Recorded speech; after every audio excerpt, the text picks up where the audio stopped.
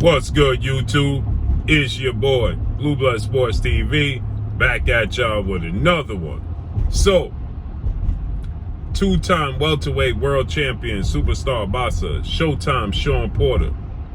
Shawn Porter is now retired, future Hall of Famer in my opinion, as he should be. I don't believe that Shawn Porter gets enough credit for his career accomplishments, because Shawn Porter, the biggest fights in his career he lost, which was to undefeated, now unified WBC, WBA, IBF welterweight world champion, superstar boxer who is widely considered by many to be top two, if not number one, top five best pound for pound fighters in the world, and ERROL the True Spence Jr., who has 28 wins, no loss and no draw, 22 wins by way of knockout. He is 32 years of age, 5'9" with a 72-inch arm reach.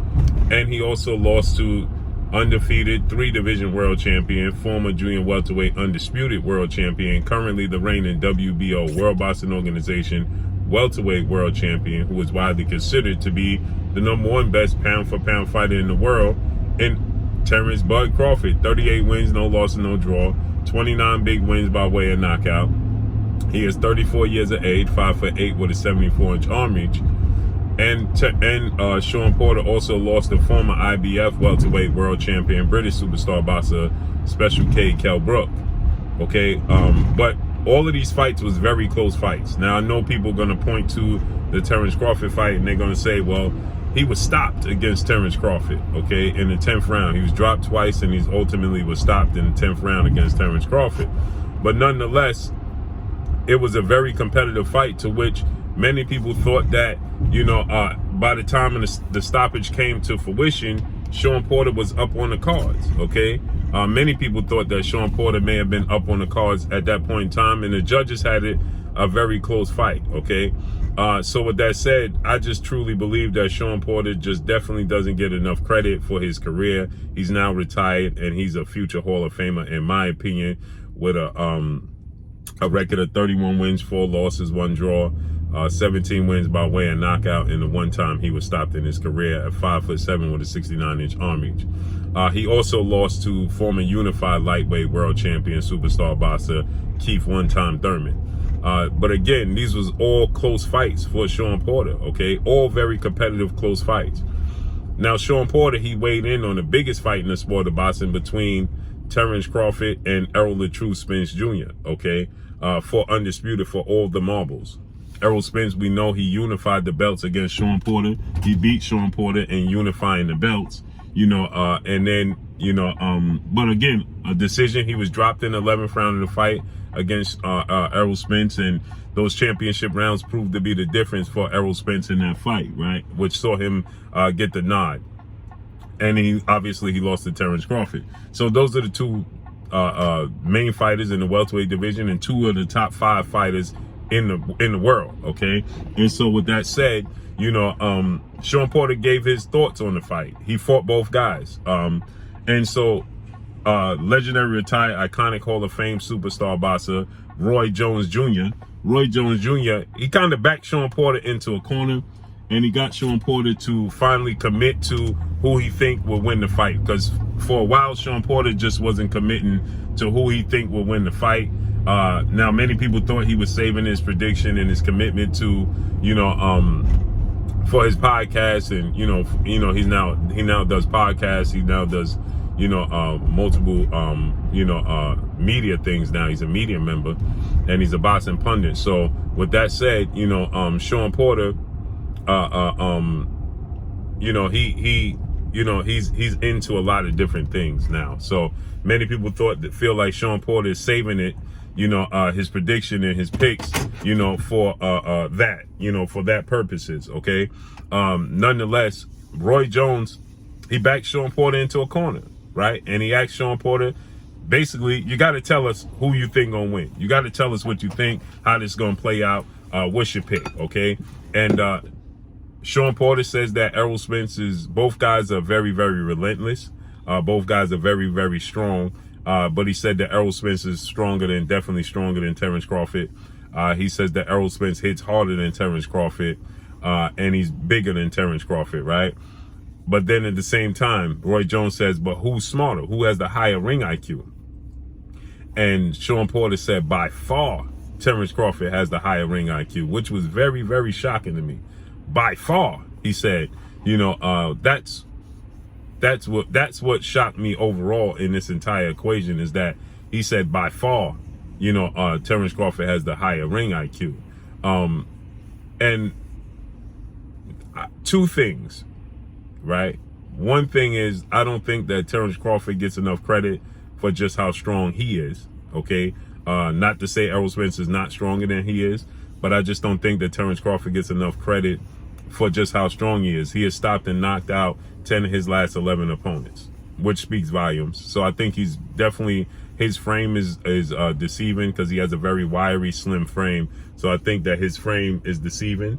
And then when you look at, Errol Spence, his ring IQ, I think, gets underplayed as well. Now, this is not to say that Terence Crawford doesn't have a high ring IQ. I think that their ring IQ is about equal, right? I think that Errol Spence has shown us the versatility, the ability to make adjustments. He fought. Now, Shawn Porter stated this, right? He stated that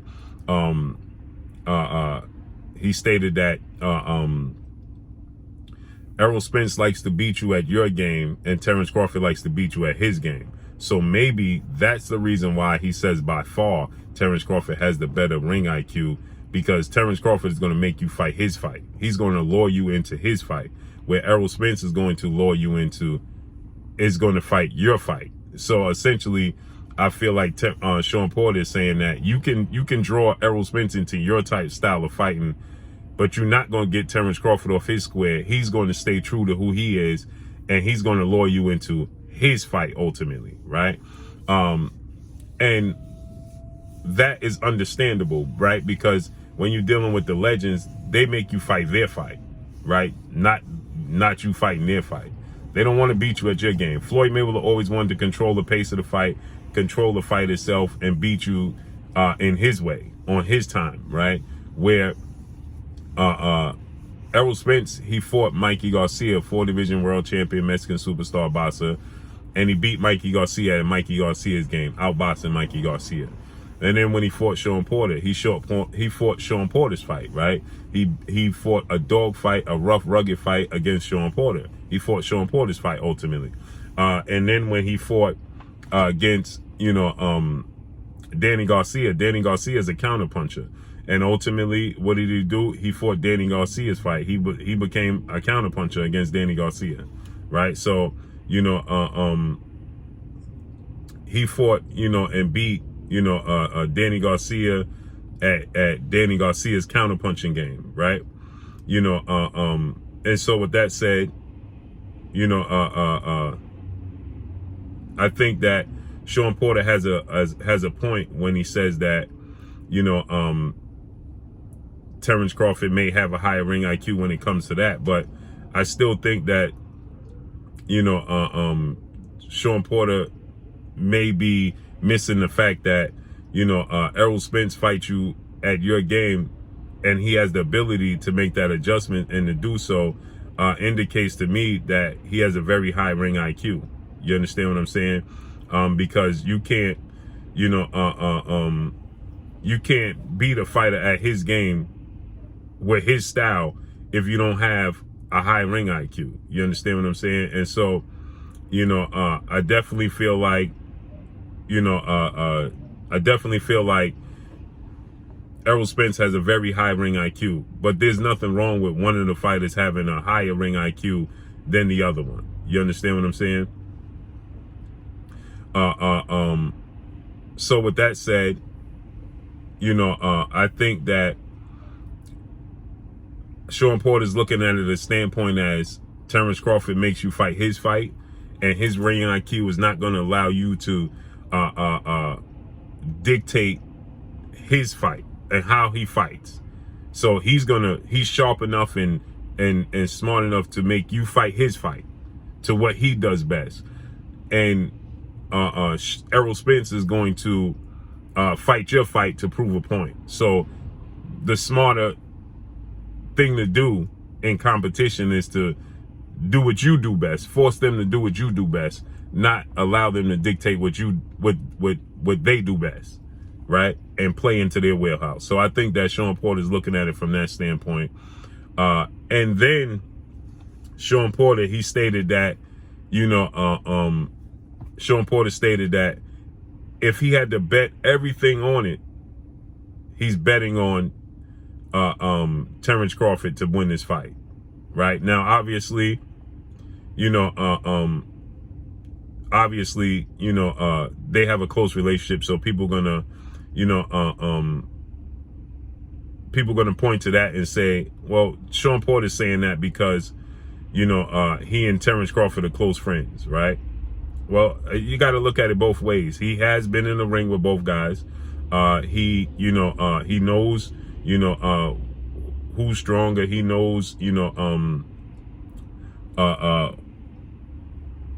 who's more effective at what. He's experienced both. So Shawn Porter maybe choose, when he said he's betting his house and everything, if he had to bet the wheelhouse, he's betting it on Terence Crawford. So that speaks volumes to me.